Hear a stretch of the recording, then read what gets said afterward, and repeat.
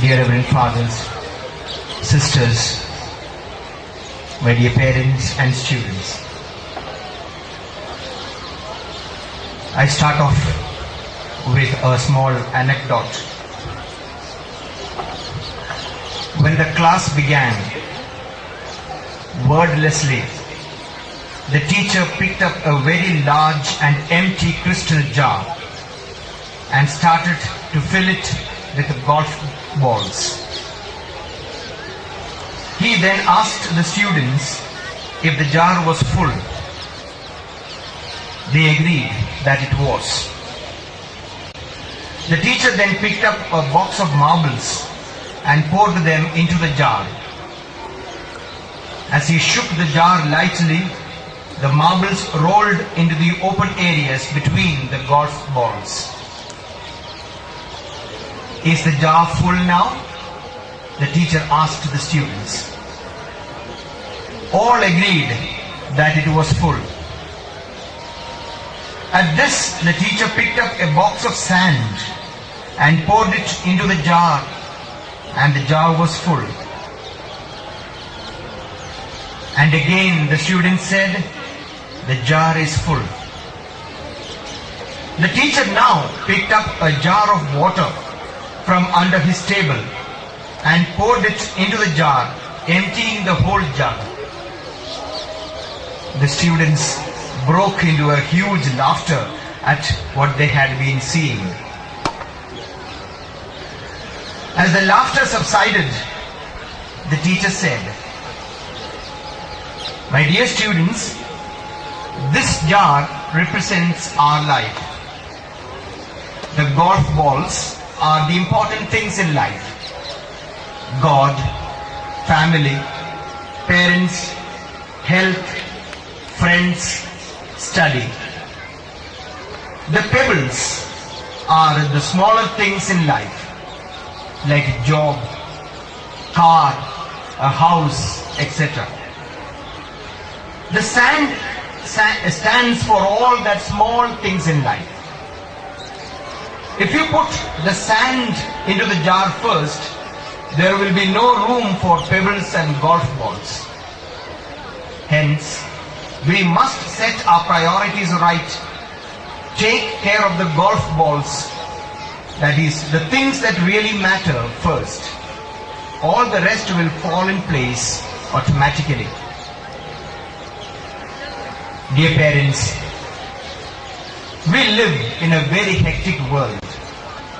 Its demands are too taxing. The competition and expectations are so high that one has to slog through all day long. Day by day, life is getting more and more mechanical due to its growing demands. In the urban and semi-urban areas, one can hardly spare any time for recollection and relaxation. But thank God, our rural areas are still spared from this rush of life.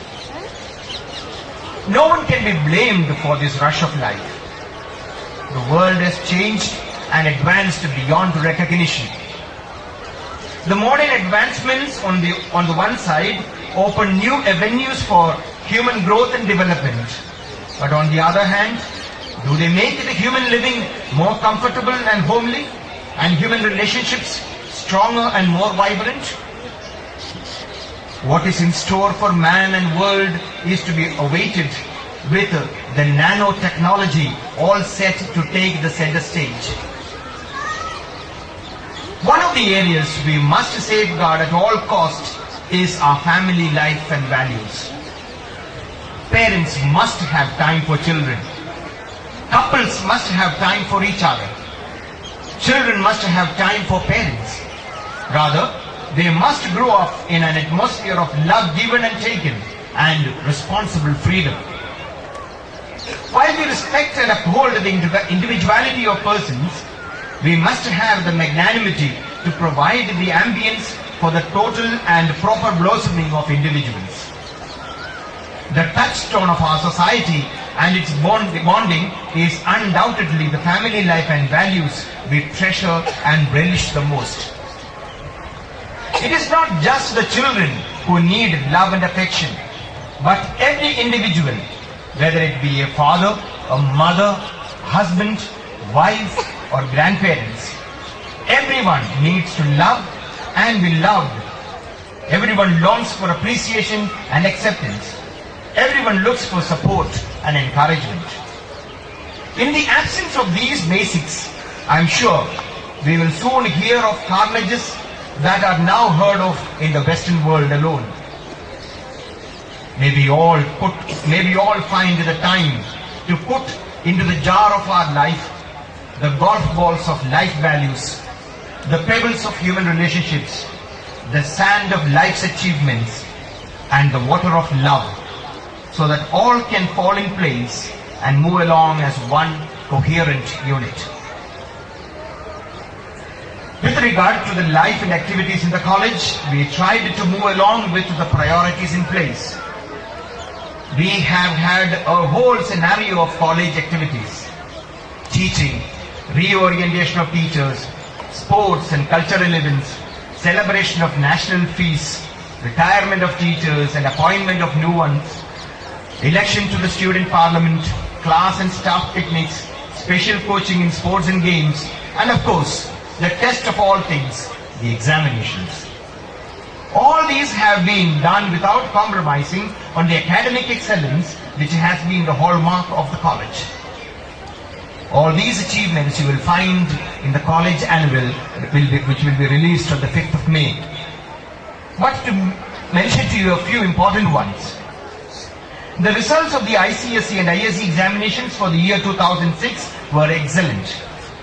In the ICSE examination, all the 170 students obtained first division, and in the 12th examination, all the 152 were placed in the first division. I am proud to state here before you that Master Satyam Saxena of class 12 science was one of the national toppers with a 98.25% in aggregate, and the only topper nationwide with a 97.75% in science. He is currently studying in BITS Pilani. I would like to place on record the sad demise of Most Reverend Dr. Cecil Disa in the month of October 2006. The late Archbishop was the chairman of the college and a source of inspiration for all of us till his grace retired from active ministry. May his soul rest in peace. The Most Reverend Dr. Oswald Gracious, Archbishop and Chairman of the College, was transferred to the See of Mumbai. I would like to thank His Grace for his guidance and support during the past 6 years. Now I take this opportunity to welcome the Most Reverend Dr. Albert D'Souza, the new Chairman of the College. And I am sure with his timely help and support, the College will ascend greater heights in the years to come. During the academic year, two of our senior and experienced teachers, the Chaco pair, Mrs. and Mr. Chaco, retired after 31 and 39 years of service respectively. We are grateful to them for their selfless service to the college and wish them many years of active life and service to the community wherever they may be.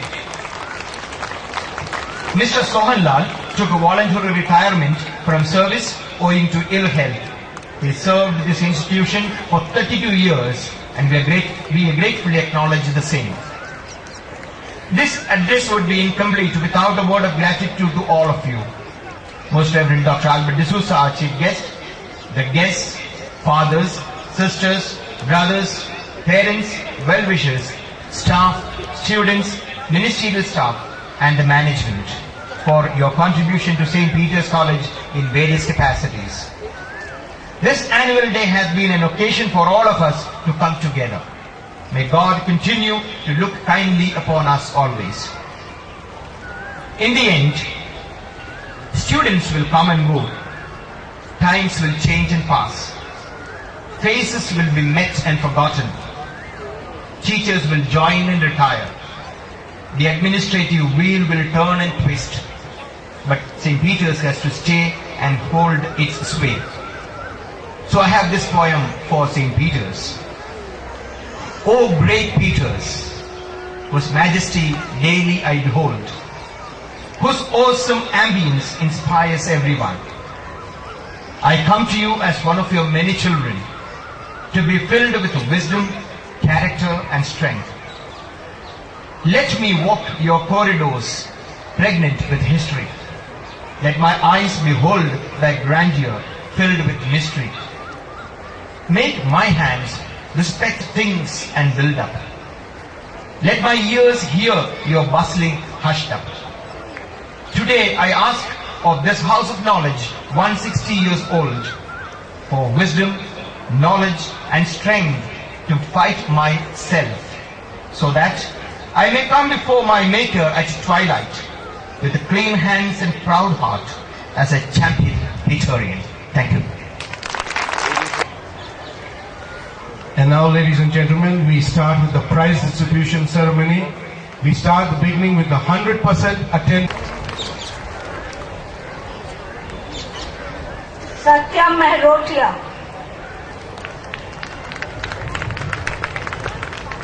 Absent. Aman Maheshwari.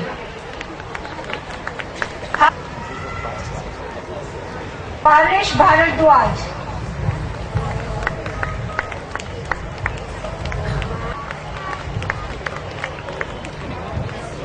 Panshu Badlar.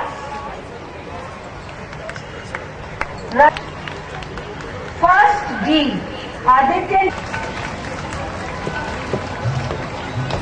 The second place goes to Manu.